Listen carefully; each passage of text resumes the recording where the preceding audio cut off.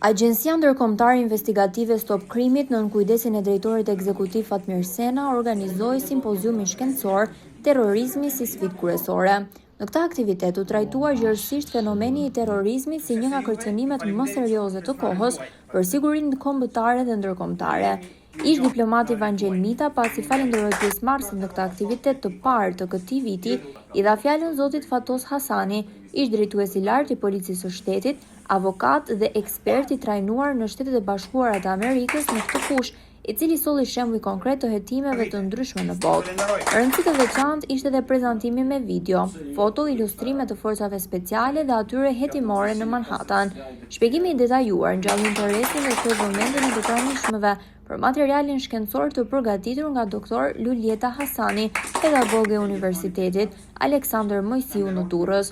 Zotja Hasani theksoi se terrorizmi, i cili sot nuk ka kufi, mbetet një nga sfidat më serioze të sigurisë globale, duke kërcënuar jo vetëm rendin publik, por edhe stabilitetin politik, ekonomik dhe shoqëror të vendeve në mbar botën. Që gjithë këto para që dalin nga financimet e ndryshme dhe kryesisht targetimi i drogave të forta, të krijojnë një cikël investimesh dhe të kthehen po prapë te personi i cili ose organizata e cila e ka financu ose ka hedh mundësinë për financimin e parë.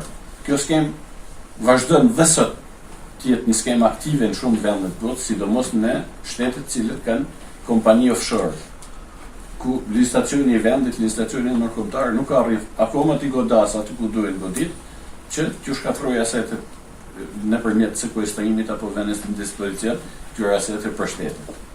Automatikisht nëse në kokën e një grupi kriminal ndërtohet ideja e një lufte terroriste, nuk duhet të harrojmë.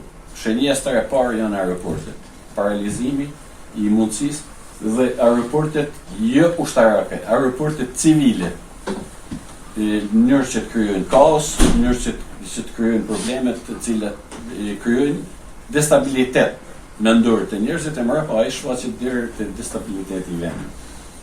Lufta ndaj terrorizmit kërkon bashkëpunim të institucioneve dhe shkëmbim informacioni në nivel kombëtar dhe ndërkombëtar, ndërsa përballja me të kërkon një angazhim të drejtpërdrejtë dhe të koordinuar.